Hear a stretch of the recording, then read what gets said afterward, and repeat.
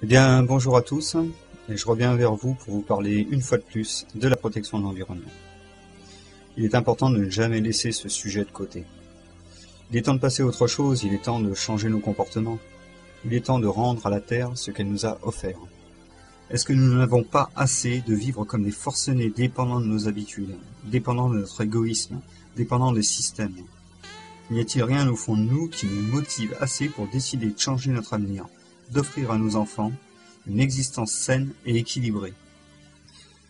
À l'heure des guerres de pouvoir, de la recherche du confort suprême, de la perte de toute forme de cohésion, au paroxysme de l'individualiste, n'y a-t-il personne qui ait les yeux ouverts? Nous détruisons à petit feu toutes nos chances de vie saine à court terme. Ah si, bien sûr, tout le monde en parle. Mais sommes-nous prêts à faire maintenant quelques concessions, ou allons-nous attendre d'y être obligés? Bien évidemment, il y a d'autres façons de vivre, d'autres façons de prendre du plaisir, et nous pouvons les mettre en œuvre, facilement, avec joie. Nous sommes des millions à décider notre avenir, et nous laissons quelques organismes le faire pour nous, selon leurs règles, selon leur volonté. Il ne nous suffirait que de devenir responsables pour changer les choses. Il nous suffirait de nous réunir plutôt que de nous diviser par des querelles inutiles et sans résultat.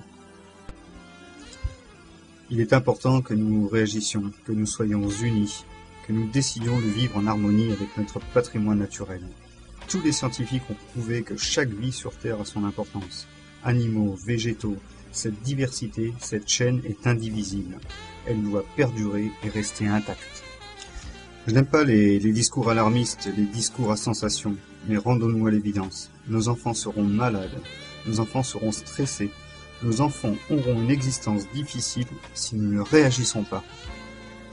Alors dès maintenant, chacun d'entre nous doit agir selon ses compétences, selon son temps, pour préserver le reste de notre patrimoine naturel. Il ne suffit plus de reporter au lendemain notre implication, il ne suffit pas d'attendre la prochaine canicule, la prochaine tempête, la prochaine inondation, la prochaine épidémie, la prochaine extinction, la prochaine famine, la prochaine envolée des cours du pétrole pour réagir. Ce n'est pas un discours religieux, ce n'est pas un discours politique, ce n'est pas un discours commercial, c'est une réalité chaque jour démontrée. Nous laissons notre environnement se détruire sans réagir. Si chacun de nous faisait un petit peu, ensemble, nous réussirions à faire des merveilles. Alors il est temps d'agir. La COCIP, Communauté citoyenne pour la protection de l'environnement, n'a peut-être pas toutes les réponses, mais elle est capable de réunir des gens. Et si nous nous réunissons, nous pourrons, grâce à la multitude de nos compétences, arriver à inverser cette tendance de destruction massive de notre planète. Alors rejoignez-nous rapidement et aidez-nous à faire avancer ce mouvement. Merci.